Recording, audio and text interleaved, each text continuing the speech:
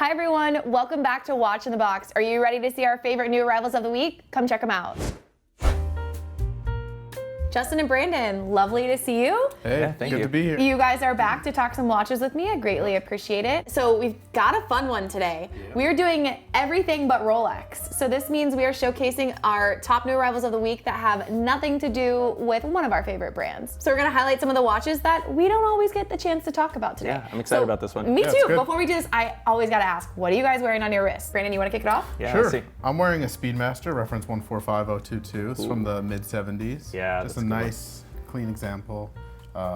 You know, just can't go wrong with a vintage Speedy. Gotta love a Speedy. I love it on that strap too. Thank you. Looks great. What about you, Justin? Good. I'm again non-Rolex. I'm going with the Oris Big Crown ProPilot in bronze. Bronze, baby. Yes, I like this one.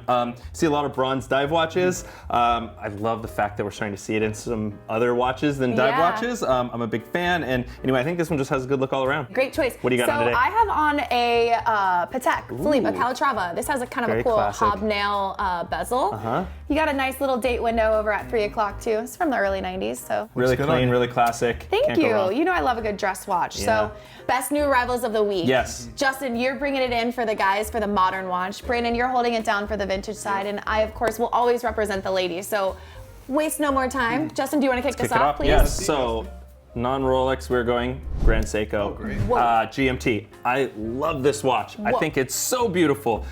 This is from their Elegance collection.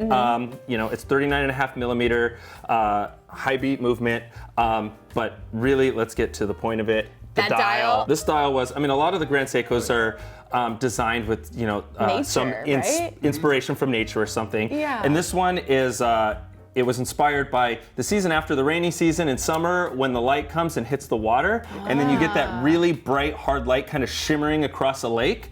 Anyway, that was the inspiration for the dial. And once you hear that and you kind of look and see the pattern on the dial and the finish that they used, it hits it. It's so beautiful. I mean, not only do they have the texture, but the way that it's finished, it catches the light in kind of the same way where you see the dark in the valleys and the peaks are really bright. And anyway, I just think it's gorgeous. Also GMT function, which is really nice. I love it. This one's kind of cool the way they do it. They have the numbers on the inside of the hour markers. And then they have that blued hand, which I think just pops out so well. Anyway, that's my choice. What are you bringing for us?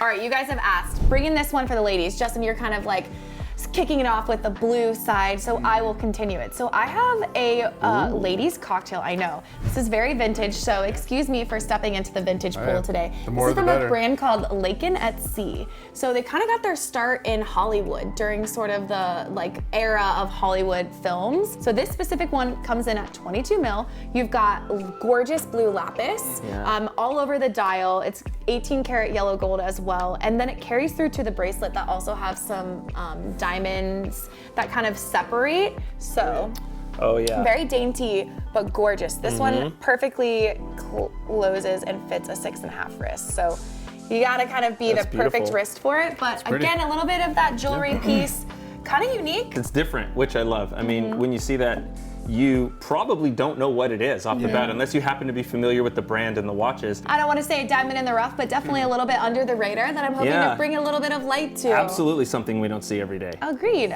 All right, time for vintage. I've got a vintage Speedmaster, another 145022, so I paired it on purpose just so we can see one on the bracelet, one on the strap. Nice. It's the straight writing, so it has the you know, first watch worn on the moon written on the back straight. This one's got the 1035 flat link, which gives it a great look. I feel like these bracelets are getting harder and harder to find in good condition. And it has the nice ghost bezel. The dial's aged nicely. It's an overall really nice package. This reference, the 14502269, they have some of them that don't say anything on the case back, so there's no one's like the pre-moon, but then after the moon landing in '69, they started writing this first watch worn on the moon.